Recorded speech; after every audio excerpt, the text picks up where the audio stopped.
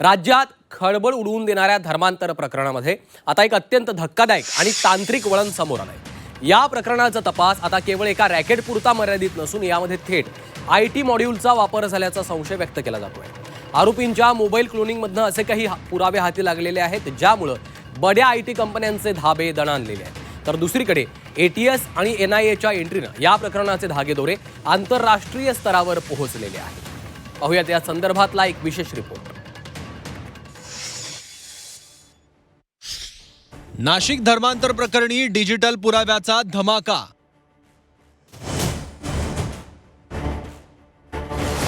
Nashik धर्मांतराचं IT module आणि आंतरराष्ट्रीय connection.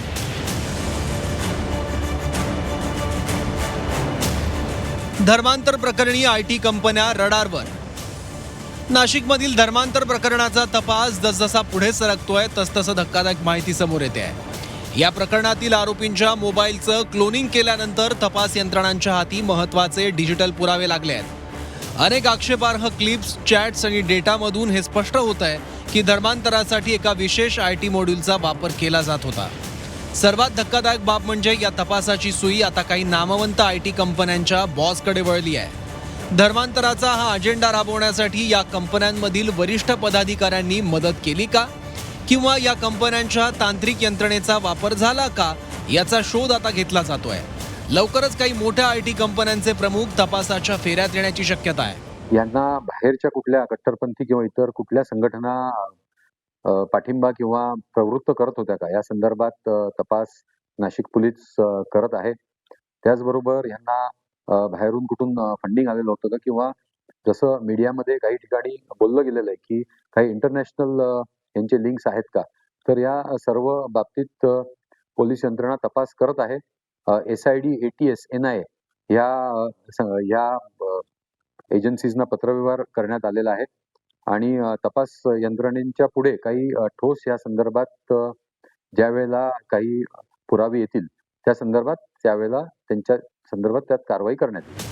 या प्रकरणाचं गांभीर्य ओळखून महाराष्ट्र एटीएसनं धर्मांतर प्रकरणातील 2 मुख्य आरोपींना SIT कडून आपल्या ताब्यात घेतलं, तर दुसरीकडे NIA या प्रकरणातील आंतरराष्ट्रीय संबंधांचा तपास करताय। विदेशातून मिळणारा निधी आणि परदेशातील हस्तकांचा यात किती हात आहे याचा तपास आता केंद्रीय स्तरावर सुरू झालाय। हे प्रकरण म्हणजे केवळ धर्मांतर आहे की देशविघातक शक्तींचा हात असलेला एक कट, यामागे कुठल्या कट्टरवादी संघटनांचा पाठिंबा आहे का, याचा सखोल तपास आता SIT करताना दिसते। ज्या पद्धतीनं तंत्रज्ञानाचा वापर करण्यात आला आणि तरुणांची दिशाभूल करण्यात आली हे बघता यामागे सुसंघटितपणे जाळं असल्याचं समोर येतं। हे केवळ धर्मांतर आहे की यामागे एखादा मोठा देशविरोधी कट, या रॅकेटच्या मागे कोणत्या धार्मिक कट्टरवादी संघटना सक्रिय आहेत का, याचा सखोल तपास सुरू आहे। ज्या पद्धतीनं तंत्रज्ञानाचा वापर करून तरुणांची दिशाभूल केली गेली त्यावरून यामागे एक सुसंघटित जाळं असल्याचा संशय सुद्धा बळावलाय।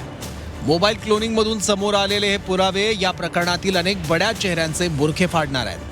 आयटी कंपन्यांचे धागेदोरे आणि आंतरराष्ट्रीय कनेक्शनमुळे आता हे प्रकरण केवळ धर्मांतरापुरतं मर्यादित राहिलं नसून देशाच्या सुरक्षेच्या मुद्द्यापर्यंत पोहोचलंय। योगेश खरे, झी 24 तास, नाशिक।